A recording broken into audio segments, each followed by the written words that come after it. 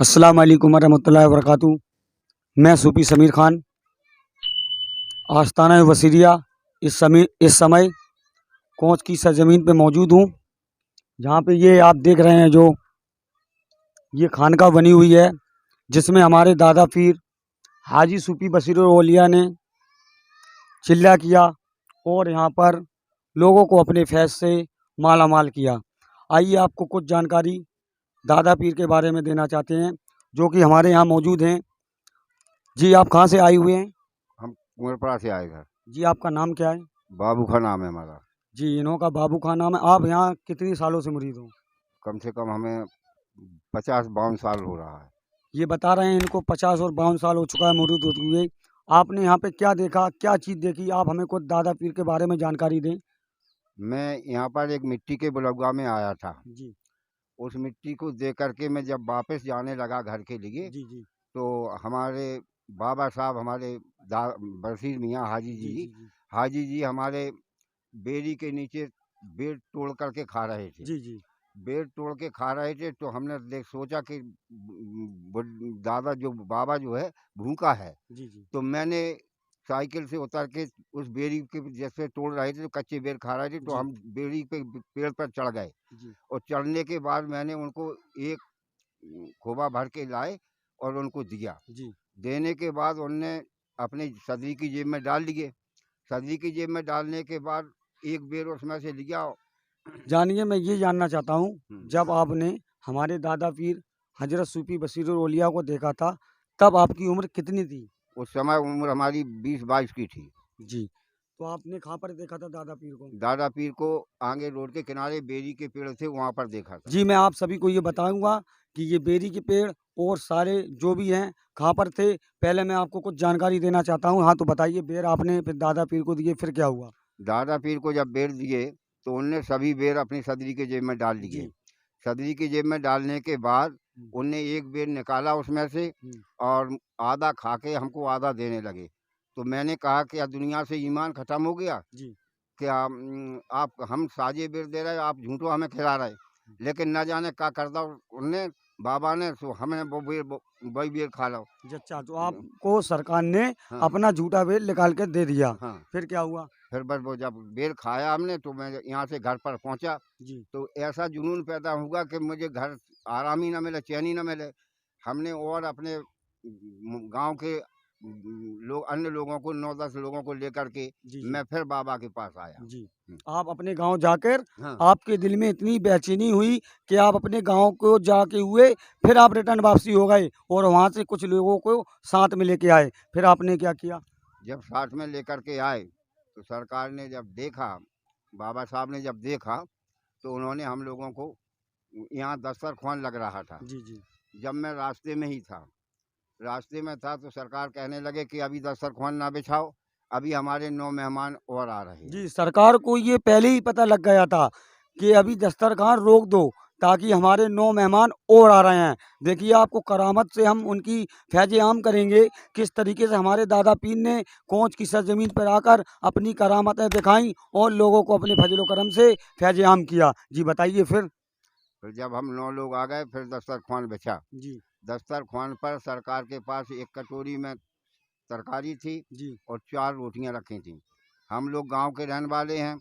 हमारे गांव के साथी लोग कहने लगे हुँ, कि यार क्या कर रहे हैं यार भैया, बाबू भैया, तुम जो मरवा डाल, हम तो 12 रोटी खाने वाले हो जी, जी, 4 जी, रोटी बाबा धर्म थोड़ा सा सालन रखें, इसमें हमारा क्या होगा? जी, तो जब सरकार ने उस दस्तरख्वान पर बैठाया, तो हम लोगों को तहजीब तमीज़ कुछ थी नहीं, बैठने जी, का जी, भी तरीका नहीं था।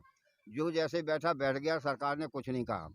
जब वो खाने के जिनने कहा था कि मैं 12 रोटी खाऊँगा, जी, सरकार ने उसी 4 रोटियों में से 12 रोटी सबको दे दी।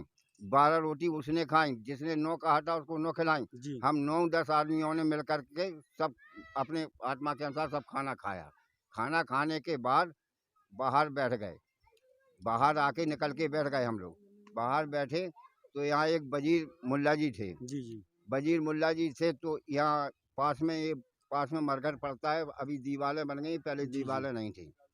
वहाँ पर एक काला आदमी सा खड़ा जी और वो राख ऐसी भरे जी और ऊपर को फेंक दे। जी जी फेंक दे तो उसको देख करके हम लोगों को लगा भय। जी तो हमने उनसे कहा, वो अंदर जाने की तो हिम्मत थी नहीं। जी जी उनसे वजीर से कहा कि भाई साहब, वो गिनगिनाते थे। मैं कहने लगे कहाँ से कहाँ आ गए तुम लोग यार, परेशान करें यार हमें। हमने कही यार दन लग रहा हो चचा हमें। बोले तब तक सरकार ने सुन लिया, वजीर क्या बात है? बोले हुजूर ये लोग डर रहे हैं। बोले तुम तो नहीं डरते? बोले नहीं हुजूर मैं नहीं डरता हूँ। कहा चाहो उसको बुला के लाओ, उसको बुला के लाओ। थोड़ी दूर तक गए, यहाँ परवा चलता था, नाली थी जी जी और कुआं से पानी निकल रहा था। रास्ते में गए, सुबह का नाली का ध्यान नहीं दिया, वो वहाँ जा कर के फिसल के गिर गए। जी लालटेन जो है उनके इधर आ गई हो, कहीं भी आ गई हो।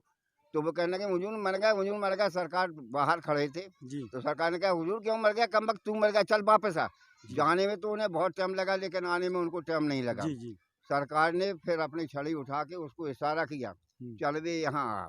जी वो चल करके वहाँ से चला आया यहाँ वो पर। जो शैतान था, हम्म, मैं सभी लोगों को बताना चाहता हूँ, जो आगे मरघटा है, अभी आप लोगों को दिखाएंगे हम। वो जो शैतान था, उसको सरकार ने इशारा किया, फिर वो शैतान चल के आया ना। चल के जी आया। और बताएं चल आप। के आया तो उसने, सरकार ने कहा कि देख बे, मैं जानता हूँ कि तू इसके अंदर रहता है बराबर पूरी साल। जी हम तेरे मेहमान बन के आते हैं यहाँ 8-10 दिन के लिए। तो 8-10 दिन में तो ये करिश्मा करने लगा, ऐसा ना कर। तो सब लोग डर रहे थे। तो यहाँ तो अब बात ये रही कि मैंने तुझे नए सिरे से बुलाया, तो तू मेरा नया मेहमान बन के आया जी है। यहाँ तो कुछ नहीं है, दूध रखा है, अगर चाहिए तो तुम दूध ले लें। जी आधा किलो 600 ग्राम लगभग दूध था, तो वो पता नहीं चला, 1 सेकंड नहीं लगा, दूध का पता नहीं चला कहाँ चला गया। जी इसके बाद जब वो मुड़ के जाने लगा, तो सरकार कहने लगे कि सुन बे, आज के बाद तू हमारे मेहमानों को कभी भी दिखाई दिया जी तो ता कयामत तेरे बदन में आग ही लगी रहेगी। जी उस समय से मैंने आज तक अपनी आंखों से उसको देखा नहीं है। जी हमारे माँ साहब का ये कहना है कि माँ साहब ने जो करामतें सरकार की देखी, और जो भी उनके करम से फैज आम हुए, तो माँ साहब आप सरकार से मुरीद हो गए। हाँ, सरकार से हम बहुत दिन तक लगे रहे, 5 साल तक सरकार फिराते रहे।